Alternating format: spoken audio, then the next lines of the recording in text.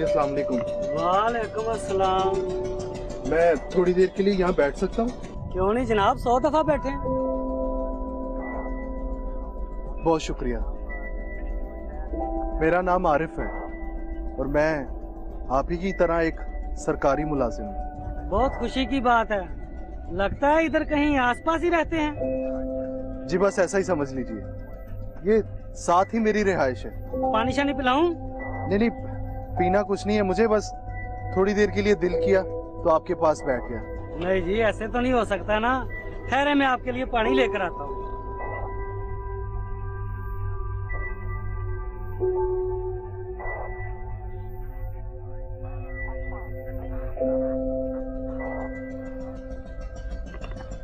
ये लें जनाब। बहुत शुक्रिया। बहुत गर्मी है, हमारी तो मजबूरी है इधर मौजूद रहना। वैसे बड़ी सख्त ड्यूटी है आपकी, थोड़ी सी गफलत हो जाए तो बहुत सी जानें चली जाएं। बिल्कुल ठीक कहा, बस अल्लाह ऐसे वक्त से बचाता है। वैसे कितना अरसा हो गया आपको रेलवे में? अल्लाह का शुक्र है, मेरे इन 22 सालों के दौरान इस फाटक पर कोई हादसा नहीं हुआ। इसका मतलब है कि आपको 22 साल हो गए यहाँ पे ड्यूटी देते हुए? बस ऐसा ही है, इन 22 सालों में बहुत कुछ देखा है मैंने। अच्छा, क्या क्या देखा है आपने? जान बचाने वालों को भी, जान गंवाने वालों को भी। बस अल्लाह सबको अपने हिफ्ज़ो मान में रखे। वैसे टाइमिंग्स क्या है ट्रेन की? इस वक्त भी कोई ट्रेन आती है? बिल्कुल आती है, बल्कि आने वाली है। अभी थोड़ी देर में कराची जाने वाली।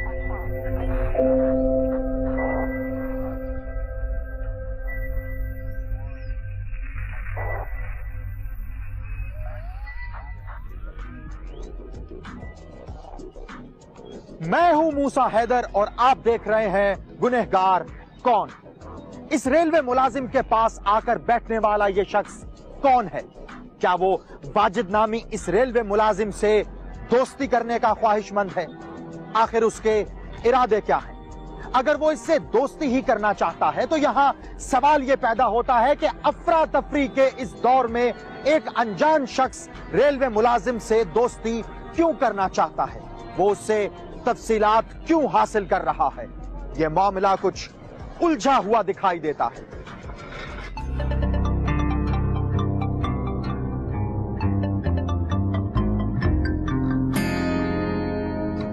बेटा, कब से कमरे में फोन बज रहा है? तो अम्मा सुन लेना था। भाई मुझे क्या पता सुनना है कि नहीं सुनना। किसका है वैसे? दिखाएं। अच्छा ही हुआ नहीं अटेंड किया। क्यों, किसका है? एक ही है, दिमाग चाटने के लिए फोन करते रहते हैं। क्या तकलीफ है इसे? क्यों बार बार तंग कर रहा है? आपको तो पता ही है, ये एक ऐसी जोंक है जो खून पिए बगैर जिंदा नहीं रह सकती। तुम कहो तो तुम्हारे अब्बा से बात करो, सीधा कर देगा। दफा करें अम्मा, ये रख दें, ऑफ कर दिया मैंने मोबाइल।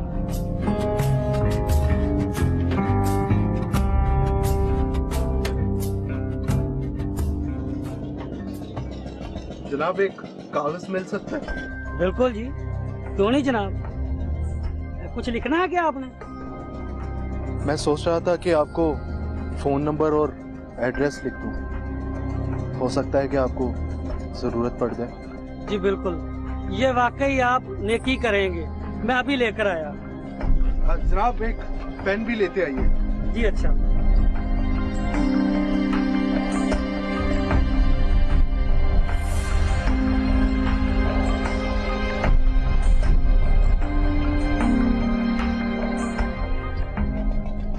ये लें जनाब कागज। मैं जरा फाटक बंद कर लूं, 10-15 मिनटों बाद ना ट्रेन आने वाली है।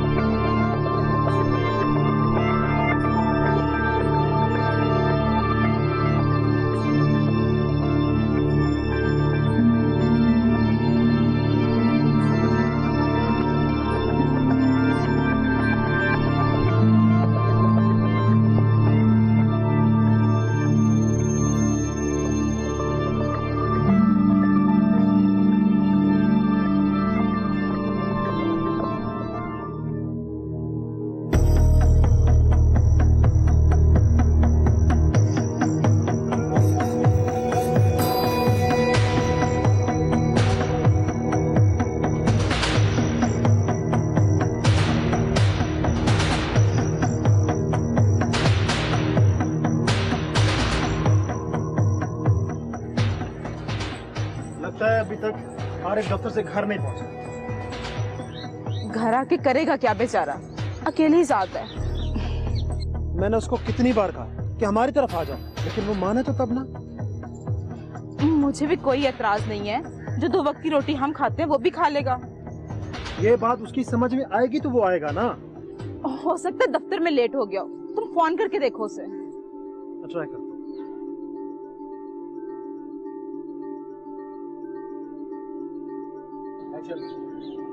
उसका नंबर बंद जा रहा है। क्यों? फोन तो वो कभी बंद नहीं करता, तुम दोबारा ट्राई करो। तुम्हारा क्या मतलब है? मैं गलत बयानी कर रहा हूँ, झूठ बोल रहा हूँ मैं? ओहो, मैं तो वैसे ही कह रही थी, एक दफा दोबारा ट्राई करने में क्या हर्ज है। देखो, मेरा ख्याल से बाद में चेक कर लेंगे, नहीं तो तुम्हारी मेरी खटपट हो जाएगी। दूसरों की बातों पे लड़ना झगड़ना छोड़ो, और अगर तुमने किसी की खातिर इस तरह से किया ना, तो मैं भी अरूज की तरह ही करने वाली हूँ। तो फिर इसीलिए कह रहा हूँ कि बैठो और चलें। Let's go.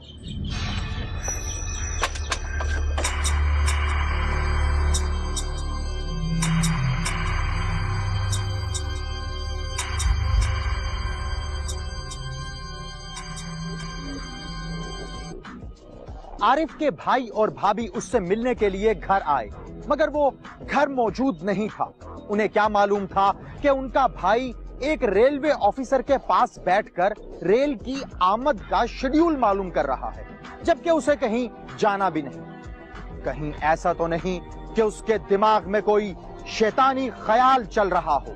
आखिर वो करना क्या चाहता है, यह सवाल अभी तक अपनी जगह पर मौजूद है।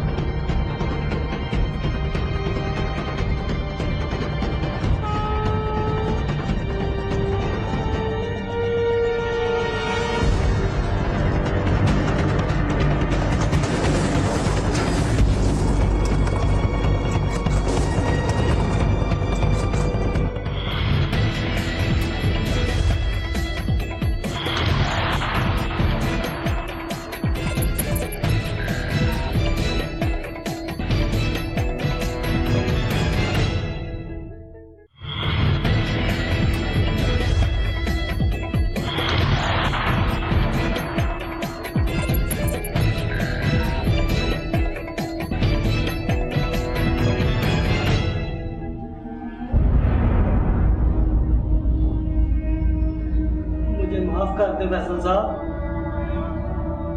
भाई साहब, अब कैसी बात करें, इसमें आपका क्या कसूर है? मैं आपके भाई की बातों में ऐसा उलझा कि धोखा खा गया। हमें तो खुद अंदाजा नहीं था कि आरिफ इतना बड़ा कदम उठा लेगा। ये कागज मुझे उस रोज कुर्सी पर से मिला था जहां पर आरब बैठा था। काश मैं इसे पहले देख लेता।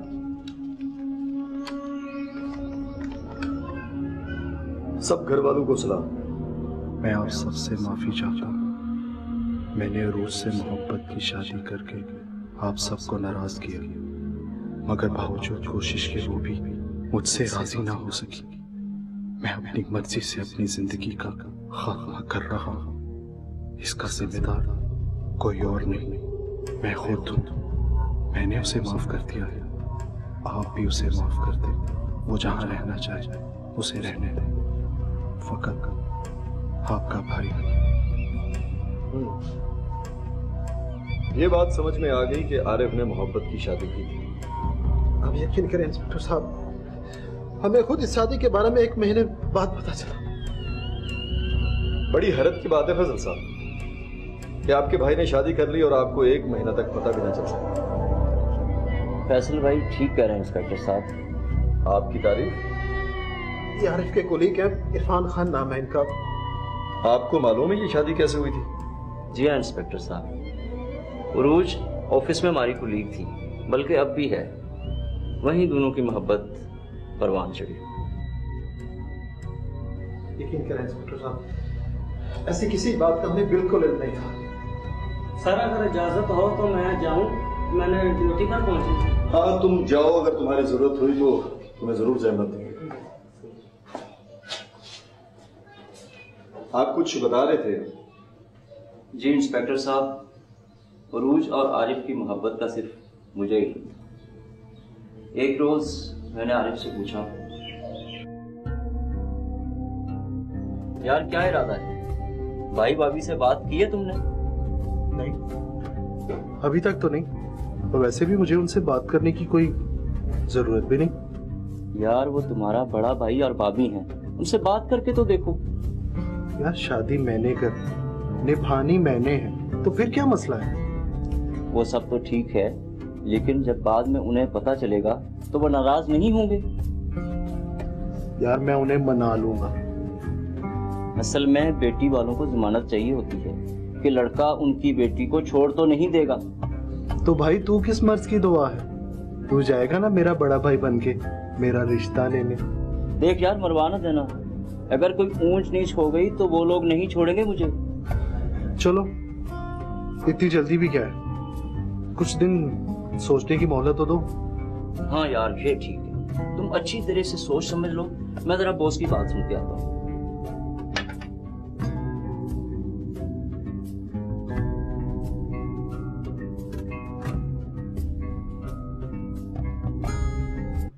जिस लड़की से आरिफ की शादी होने वाली है वो लड़की कौन है? क्या उस लड़की के घर वाले आरिफ से शादी करने पर रजामंद हो जाएंगे? जबकि ना आरिफ का बाप है ना मां, अगर है तो सिर्फ एक बड़ा भाई। लेकिन यह अहम बात यह है कि आरिफ अपने बड़े भाई को इस शादी के बारे में बताना ही नहीं चाहता। आखिर क्या वजह है कि आरिफ अपने भाई और भावज से छुपकर यह शादी करना चाहता है? मगर सबसे अहम सवाल, क्या लड़की आरिफ से शादी करने पर रजामंद हो जाएगी?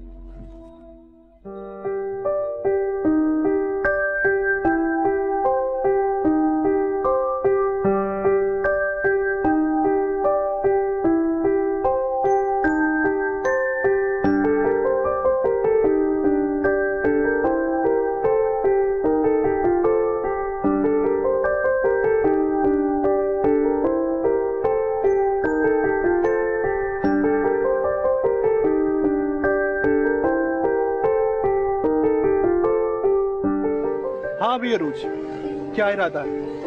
कब भेजूं इरफान को तुम्हारी तरफ? मेरी तरफ? क्यों, कोई काम है क्या? वाह भाई वाह, बड़ी चालाक हो, या मुझे बेवकूफ बना रही हो? नहीं आरिफ, ना तो मैं चालाक हूँ और ना ही तुम्हें बेवकूफ बना रही हूँ। तो फिर पहेलियां क्यों बुझवा रही हो यार? बताओ ना, कब भेजूं इरफान को? तो तुम अपने भाई भाभी को भेजो ना, इरफान को क्यों? यार वो लोग नहीं आएंगे, क्योंकि भाभी मेरी शादी अपनी कजन से करवाना चाहती है। ये तो अच्छी बात है, कर लो ना उनकी कजन से शादी, जिंदगी सुकून में रहेगी तुम्हारी। इंसान की जिंदगी तब सुकून में रहती है जब वो अपनी पसंद की जगह शादी करवाता है। अच्छा, इतना पसंद करते हो मुझे? क्यों, तुम्हें अभी तक अंदाजा नहीं हुआ? अच्छा बताओ ना, कब भेजूं इरफान को? अच्छा भाई भेज देना, अब तो इनकार की कोई वजह भी नहीं है। देख लेना, अम्मी अब्बू को तुमने मनाना है, ये ना हो बाद में इनकार कर दे। घर की औरत के आगे मर्द बेबस होता है, कुछ नहीं कर सकता है। वैसे भी मैं अम्मी से बात कर चुकी हूँ। बस फिर ठीक है, अगले हफ्ते भिजवाता हूँ मैं इरफान को तुम्हारी तरफ।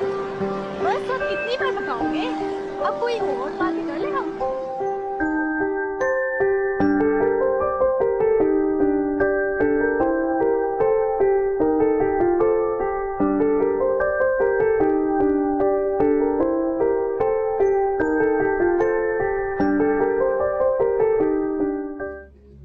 हैदर, ये जो कहते हैं लिखते जाओ।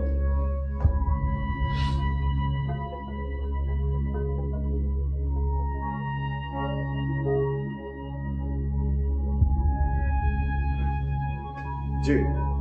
बस इस तरह उन दोनों का रिश्ता तय हो गया और एक दिन सादगी के साथ आरिफ का उरूज के साथ निकाह हो। तो उरूज आरिफ की बीवी है, तो वो इस वक्त कहाँ है? उसे 1 महीना हो गया, अपने मायके गई हुई है। उसको इस हादसे की खबर है?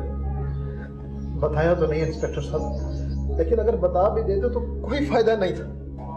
क्यों? मियां बीवी के बीच में कोई मामला था? बात कुछ ऐसी ही है इंस्पेक्टर साहब, कहीं शोहर बीवी के साथ और कहीं बीवी शोहर के साथ रहना नहीं चाहती। दोनों में कुछ झगड़ा हुआ था क्या? अंदर की बातें तो हमें नहीं पता।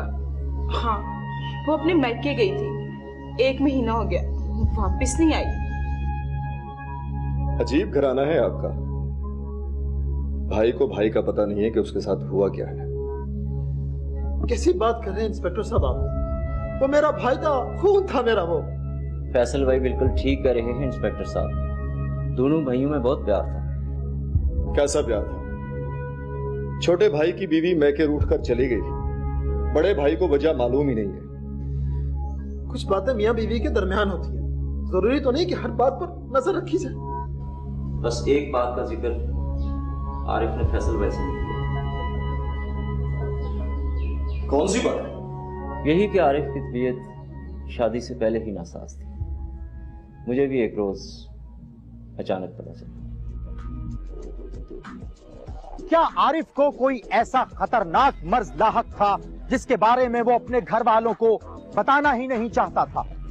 या फिर ये भी हो सकता है कि उसने अपने घर वालों को इसलिए नहीं बताया कि वो उन्हें परेशान नहीं करना चाहता, या फिर मामला कुछ और ही है। एक रोज आरिफ की परेशानी देखते हुए दफ्तर में उसके दोस्त इरफान ने उससे परेशानी का सबब पूछ लिया तो आरिफ के सब्र का पैमाना छलक पड़ा।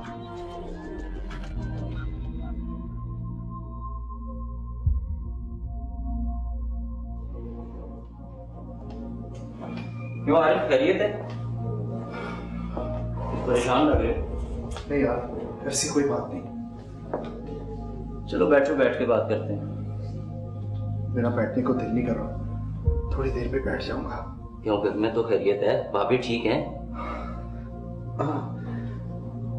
बाकी सब तो ठीक है यार, लेकिन मेरी तबीयत तो ठीक नहीं। क्यों, क्या हुआ तुम्हें? क्या परेशानी है, मुझे बताओ।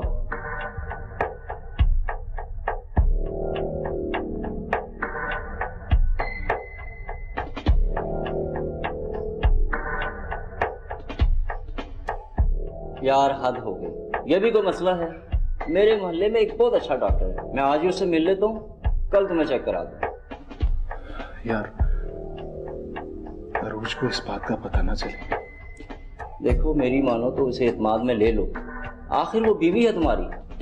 यार वो बहुत परेशान हो जाती है, उसे थोड़ी सी भी तकलीफ बर्दाश्त नहीं होती मेरी। हाँ भाई, लव मैरिज जो की है, मोहब्बत ही बड़ी है। डॉक्टर के पास कब चलना है? हाँ यार, मैं आज डॉक्टर से मिल लेता हूँ, कल तुम्हें ले चलूंगा। पहले बता देते तो मसला पहले ही हल हो जाना था। पहले टालता रहा, लेकिन अब तकलीफ बहुत बढ़ गई है तो तुम्हें बता दिया है, लेकिन प्लीज किसी से जिक्र मत करना। बेफिक्र है मेरे यार, मैं किसी से बात नहीं करता।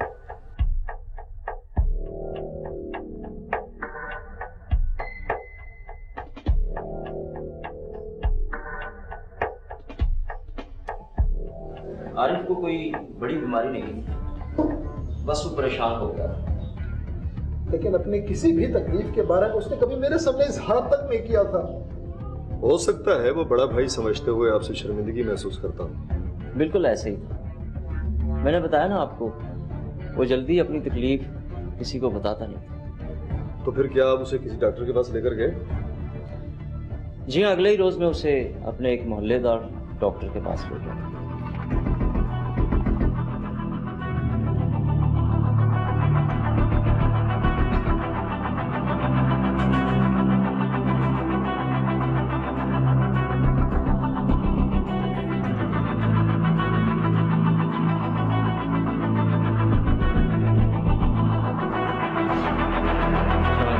डॉक्टर साहब बैठे, हमारा टाइम कौन प्लीज।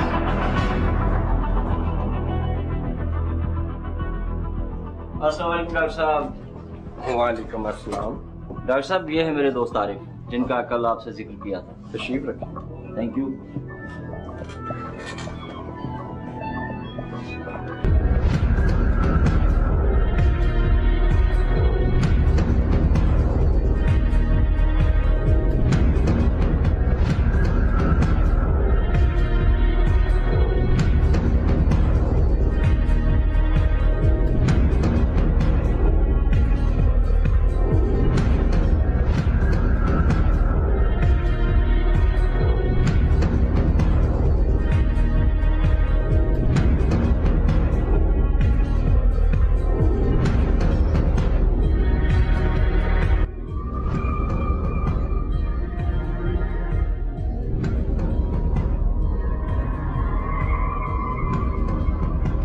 कोई बड़ा मसला नहीं है, फैशुला का प्रॉब्लम है। ज्यादा देर बैठने से अक्सर ये प्रॉब्लम हो जाया करती है। इसका इलाज क्या है डॉक्टर साहब? आप ऑपरेट करवा लें तो ठीक हो जाएंगे। डॉक्टर साहब कोई खतरे वाली बात तो नहीं है? जी नहीं, ऐसी कोई बात नहीं, ये मामूली केस है। डॉक्टर साहब मेडिसिन से ठीक नहीं हो सकता? सुना है होम्योपैथी में कुछ मेडिसिन है, लेकिन मैं कुछ कह नहीं सकता। आप ऑपरेट करवा लें, ज्यादा बेहतर रहेगा, और हफ्ता 10 दिन में आप ठीक हो जाएंगे। ठीक है डॉक्टर साहब, इजाजत दें। अब जैसे आरिफ की मर्जी होगी वैसा ही करेंगे। हाँ जी। Thank you. अल्लाह हाफिज। अल्लाह हाफिज।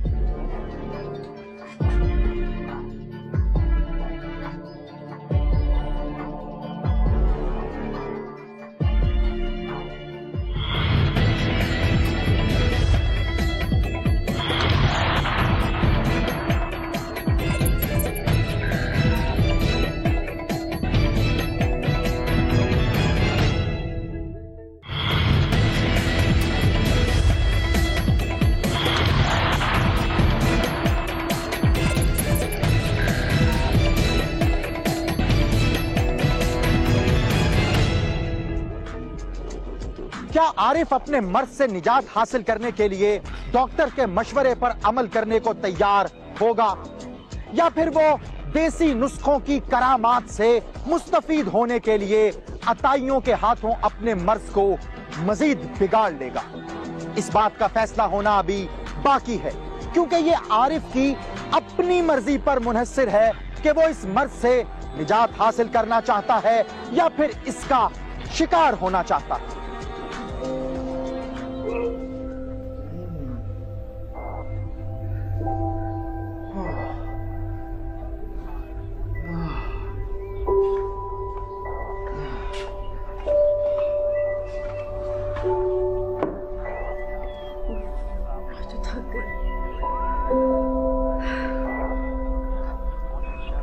क्या हुआ, कोई परेशानी है? नहीं तो बस वो इरफान मुझे डॉक्टर के पास ले गया था। क्यों, क्या हुआ है आपको? कुछ खास नहीं, वो कुर्सी पे बैठे रहने की वजह से मुझे कुछ प्रॉब्लम हो गई है। फिर डॉक्टर ने क्या कहा? डॉक्टर ने तो ऑपरेशन का कहा है, लेकिन अरूज पता नहीं मुझे क्यों बहुत डर लगता है। इसमें डरने की क्या बात है? तकलीफ से जान छूट जाएगी, वो अच्छा नहीं। अच्छा, तुम्हारा मशवरा क्या है? तुम जो कहोगी मैं वैसा ही करूंगा। मैं तो कहती हूँ इससे पहले मसला और बढ़ जाए, आप ऑपरेट करा लें। जो हुक्म आपका, बस थोड़ा सा ज़हनी तौर पे तैयार हो जाऊं, फिर करवा लूंगा। खाना लाऊं आपके लिए? हाँ, क्या बनाया? दाल चावल। तुम खाओगी ना मेरे साथ? क्यों नहीं, आपके बगैर कभी खाती हूँ। वैसे भी सुबह से कुछ नहीं खाया, अभी लाती हूँ।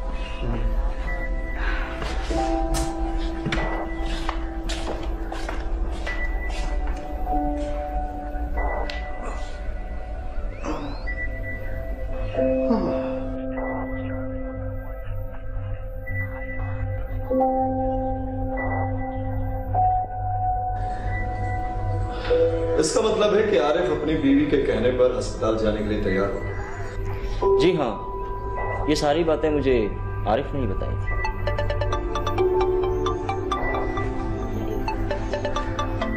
तो फिर मसला क्या था? इतना जदीद दौर है, आजकल साइंस बहुत तरक्की कर चुकी है। यही तो सितम हुआ आरिफ के साथ जिसने उसका घर उजाड़ दिया।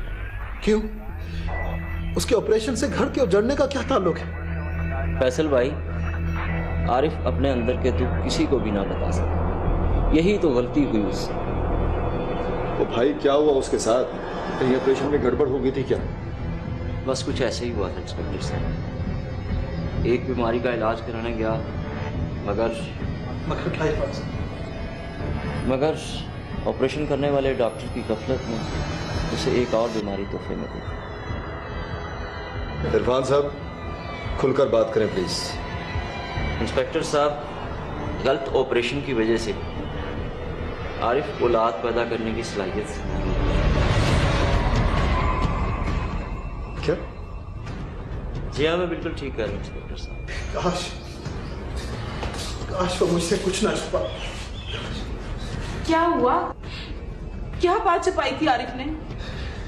कुछ नहीं। मेरा भाई शायद मोहब्बत की तलाश में था और उसके नसीब में सिर्फ कांटे लिखे थे। बस यही चीज गुजरते दिनों के साथ उसकी मायूसी का बड़ा सबब बन गई। सारी बात समझ में आ गई फैसल साहब। ऐसे में रिश्ते कहाँ कायम रह सकते? बस ये पता चलते ही न घर अपना रहा, न बीवी, सब कुछ उजड़ गया।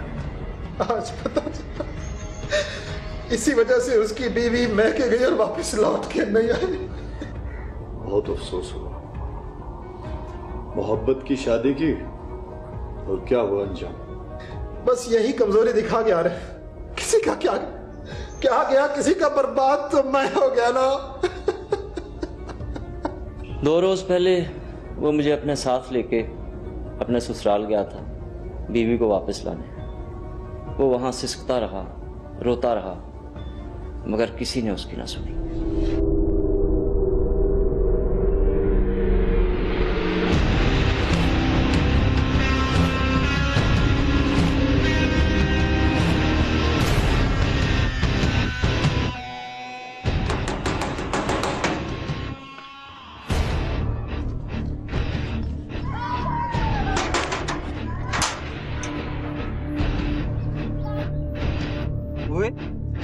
अब क्या लेने आए हो इधर? अपनी बीवी। तुम्हारे मामला इतने बिगड़ चुके हैं, वो नहीं जाना चाहती तुम्हारे साथ। वो मेरे निकाह में है, उससे मिलना चाहता हूँ। मगर वो तुमसे नहीं मिलना चाहती। प्लीज प्लीज एक बार मुझे उससे मिलवा दीजिए। अंकल, जो कुछ आप कह रहे हैं उसमें इसका कोई कसूर नहीं है। मियां, ज्यादा हमेती बनने की जरूरत नहीं है। हमें अपनी बेटी और उसकी ख्वाहिश अजीज है। ये देखिए, मैं हाथ बांधता हूँ, मैं बाहर के मुल्क जाकर अपना इलाज करवाऊंगा, सब ठीक हो जाएगा अंकल। क्या ठीक हो जाएगा? वो मामला इतना बिगड़ गया है कि ये कुछ ठीक होने वाला नहीं है। ये सब तुम्हारा वहम है। इसे कह दो कि अब वो बेटी कभी इसके घर नहीं जाएगी। सुन लिया, हम सबका यही फैसला है। और तुम्हारी जिंदगी तो बर्बाद हो गई, तुम तो किसी लायक रहे नहीं। हम अपनी बेटी की जिंदगी कैसे बर्बाद कर लें? जाओ, शाबाश। प्लीज देखिए, इतना बड़ा जुल्म मत कीजिए अंकल। अंकल, मेरा उसके सिवा कोई नहीं। प्लीज मेरी रूट से मुझे मिलवा दीजिए अंकल, प्लीज अंकल। आरिफ, मेरा हाथ छोड़ दो, मैं कह रहा हूँ, मेरे छोड़ दो। अंकल नहीं। आरिफ, तुम्हें यहाँ से आफियत नहीं मिलनी। चलो चलो प्लीज अंकल, चलो अंकल नहीं, चलो आरिफ। अंकल नहीं, प्लीज मेरी रूट।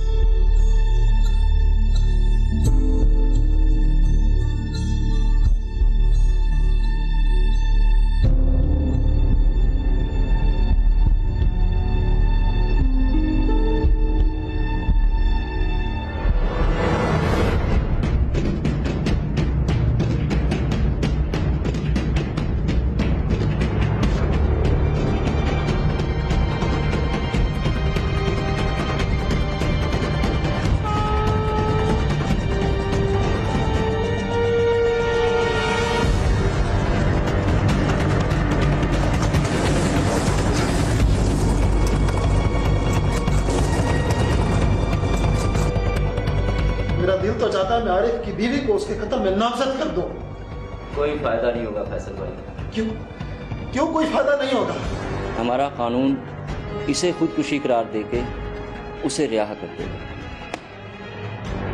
वैसे जब वो थाना कचहरी के चक्कर काटेगी तो होश ठिकाने आ जाएंगे उसके। इंस्पेक्टर साहब, ये मामला इस दुनिया में हल होने वाला नहीं, इसे हम अल्लाह की अदालत में छोड़ दें। मैं तो कहती थी आरिफ से कि तेरी दुल्हन मैं लेके आऊंगी, वो तो मुझे दुश्मन समझता था, भाभी नहीं। ठीक है, अगर आप लोग इस मामले को आगे नहीं उठाना चाहते तो आप लोगों की मर्जी।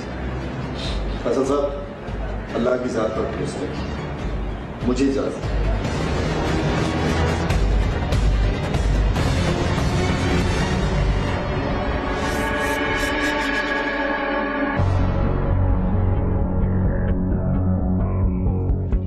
ट्रेन के नीचे आकर अपनी जान देने वाले इस शख्स का मुकदमा किसके खिलाफ दर्ज होगा? इस केस का मुद्दई कौन बनेगा? कौन मुल्जिम ठहरेगा और इसका खून किसके हाथ पर तलाश किया जाएगा? इस केस में असल गुनहगार है कौन?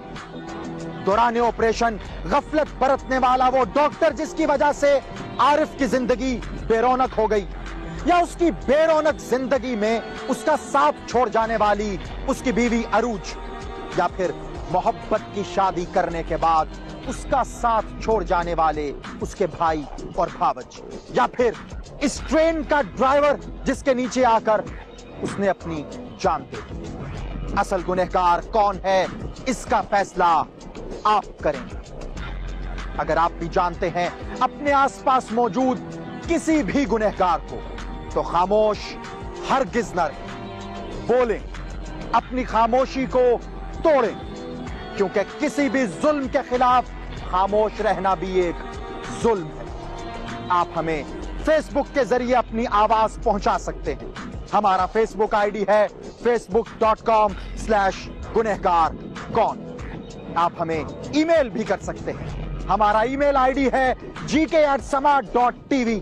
आप हमें ट्वीट भी कर सकते हैं। आपसे मुलाकात होगी अगले हफ्ते एक और सच्ची कहानी के साथ, और देखेंगे गुनहगार कौन।